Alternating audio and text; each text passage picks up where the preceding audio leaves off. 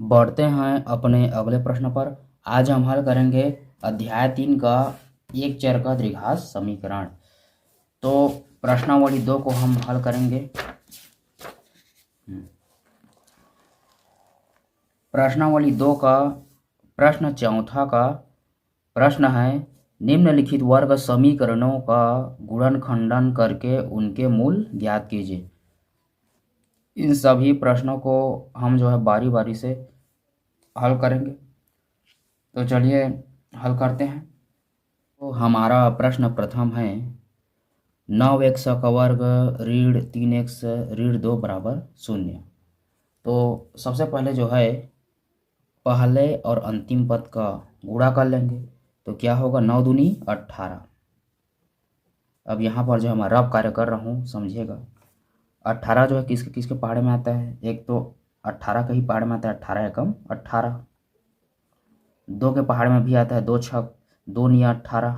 ठीक है, 2 छक्का 12 होता है, सॉरी 2 निया 18।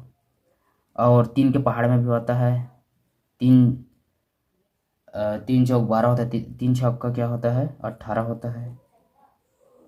ठीक, 6 तिक भी 18 होता है। और 18 जो है 9 के पहाड़े में भी आता है, 9 दूनी 18। अब इनमें से किसी एक संख्या को लेंगे जिसमें जोड़ेंगे या घटाने पर हमारा बीच का संख्या आना चाहिए। तो 18 में से एक घटाएंगे तो यह क्या हो जा रहा है 17, तीन नहीं हो रहा है। और 9 और 2 को जोड़ेंगे तो यह क्या हो जाए 11 हो जा रहा है। और 9 और 2 को घटाएंगे तो यह क्या हो जा रहा है 7 हो जा रहा है। 3 आना चाहिए। इसे देखिए, 6 और 3 को जोड़ेंगे तो 9 हो रहा है, और 6 में से 3 को घटाएंगे तो ये 3 हो रहा है। इसको ले सकते हैं, ठीक है, इसको भी ले सकते हैं। तो 3 गुणी 6 को ले लेते हैं, क्योंकि छोटा पहाड़ा को पहले ले लेते हैं। ठीक है, 6 में से 3 को घटाएंगे तो 3 बचेगा। अब इसको यहाँ पर लेते हैं, यानी बड़े कोष्ठक में 6, फिर यहाँ ऋण ले लेंगे, ऋण 3, फिर x का x। ठीक है, इसको समझाने के लिए यहाँ पर प्लस किया था। ठीक है, 6 में से 3 को घटाएंगे, 6 में से 3 को घटाएंगे तो क्या प्राप्त होगा 3। यानी इसको छोड़िए, यानी इस 3 को जो है इस रूप में लिख सकते हैं, 6 ऋण 3, 6 में से 3 गया 3। ठीक, तो 9x के वर्ग का 9x का वर्ग ऋण का ऋण, और 3 को हम इस रूप में लिख सकते हैं 6 ऋण 3। ठीक, 6 में से 3 गया 3, इस रूप में लिख लिए। ठीक है, x का x ऋण 2 का ऋण 2, अब बराबर 0। ठीक है, यहाँ तक समझ आ गया। अब फिर देखिए 9x का वर्ग का 9x का वर्ग ऋण का ऋण, इसका गुणा इसके साथ x के साथ, तो क्या हो जाएगा 6x ऋण का ऋण हो जाएगा, 3 का गुणा x से तो 3x, फिर यहाँ पर क्या कोष्ठक 1, फिर ऋण 2 का ऋण 2, फिर बराबर 0। ठीक, अब इसको जो कोष्ठक से बाहर निकालेंगे तो 9x का वर्ग का 9x का वर्ग ऋण का ऋण, 6x का 6x, कोष्ठक मतलब गुणा होगा तो ऋण ऋण क्या होगा धन, 3x का 3x। ठीक है, ऋण 2 का ऋण 2 बराबर 0। ठीक है, स्टेप बाई स्टेप आपको बता रहा हूँ।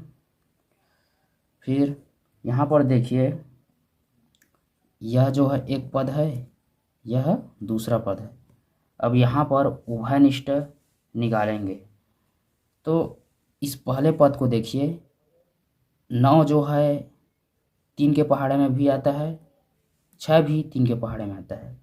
तो यहाँ पर हम 3 एक सौ उभयनिष्ठ ले सकते हैं। ठीक है, 9 और 6 3 के पहाड़े में आता है ना, तो 3 एक सौ उभयनिष्ठ निकल गया, 3 उभयनिष्ठ ले लिए, और एक भी यहाँ पर उभयनिष्ठ निकल रहा है तो ले लिए, 3 तिया 9, और यहाँ पर एक सा बचा है, फिर ऋण, और 3 के पहाड़े में आता है 3 दूनी 6, फिर एक जो है उभयनिष्ठ के रूप में आ गया है।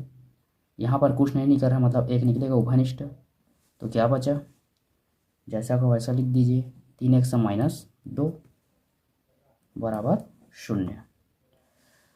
अब जो है 3x प्लस 1 को लिख लीजिए, 3x प्लस 1 कोष्टक में, इनमें से एक को लिख लेते हैं, 3x ऋण 2 बराबर 0।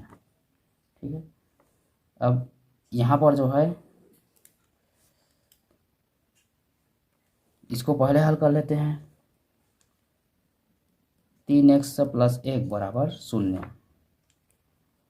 तो इस 3x को नीचे हम ले लेंगे, तो ये इस तरफ पक्षांतर हो जाएगा, तो धनात्मक जो है ऋणात्मक हो जाएगा, तो ऋण 1 हो गया। फिर x को यहाँ पर ले लेंगे, तो यह बटे रूप में आ जाएगा -1/3। x को यहाँ पर ले लिए, फिर इसको बटे रूप में आ जाएगा -1/3। ठीक, अब इसको हल कर सकते हैं, 3x माइनस 2 बराबर 0। 3x का 3x, और इस ऋण 2 को इस पर पक्षांतर करेंगे तो धन 2 हो जाएगा। ठीक, अब x को नीचे में लेंगे, तो इसका मान क्या प्राप्त हुआ, 2/3। ठीक है, तो अतः हम लिख सकते हैं, अतः समीकरण के मूल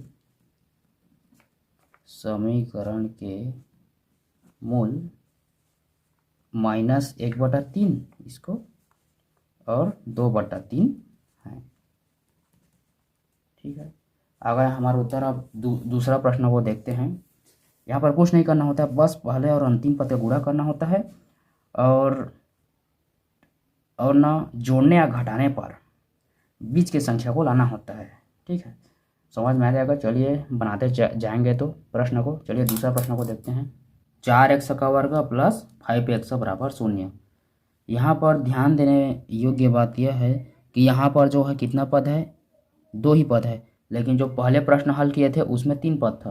तो इसमें कैसे करेंगे, तो करना क्या है, इसमें जो संख्या जो है कॉमन निकल रहा होगा ना, तो उसको निकाल लेंगे।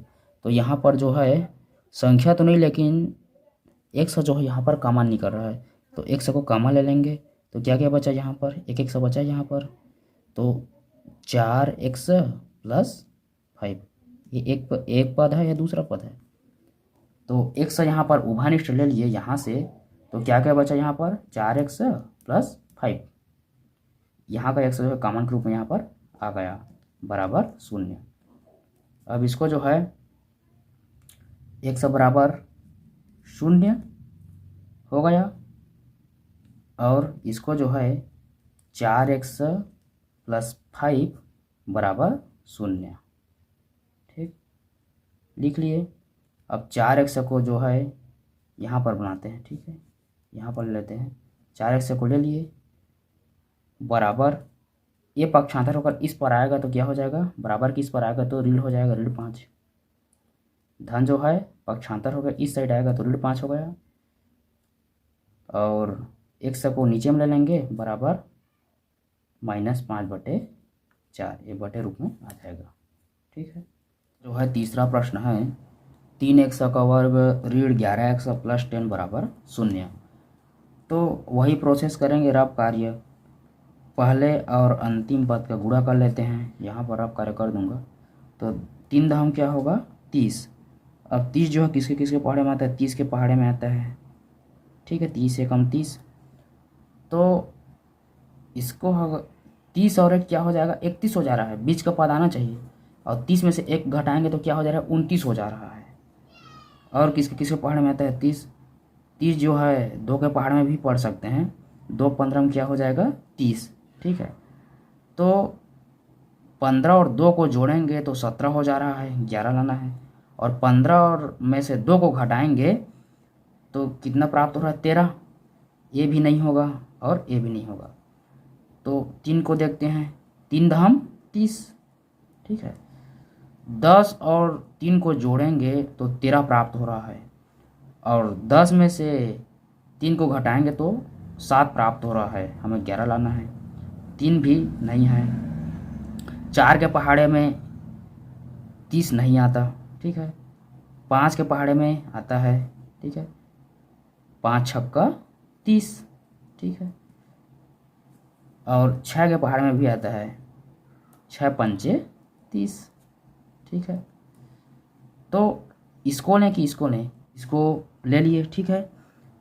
6 और 5 को जोड़ेंगे तो कितना प्राप्त हो रहा है 11, और 6 में से 5 को हटाएंगे तो कितना प्राप्त हो रहा है 1। तो 6 और 5 को यहाँ पर जोड़ेंगे, यानी इसी को लेंगे। तो चलिए बनाते हैं, इसको हल करते हैं।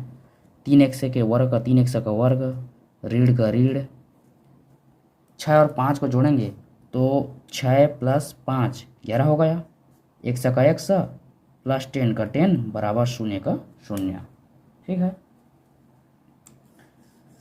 अब फिर 3x के वर्ग का 3x का वर्ग, रीढ़ का रीढ़, अब जो है इसका गुणा इसके साथ तो 6x प्लस का प्लस, इसका गुणा फिर इसके साथ तो 5x। यह जो है सेम प्रथम को बनाया है ना, वैसा ही बन रहा है, प्लस 10 का 10 बराबर 0, ठीक है। इधर जो है इतने से जो है रब कार्य है, ठीक। अब यहाँ पर देखिए, इसको कोष्टक से बाहर निकालेंगे। ये जो हो गया 3x के वर्ग का 3x का वर्ग, रीढ़ का रीढ़, 6x का 6x, इसका गुणा इसके साथ रीढ़ धन रीढ़ 5x प्लस 10 बराबर 0।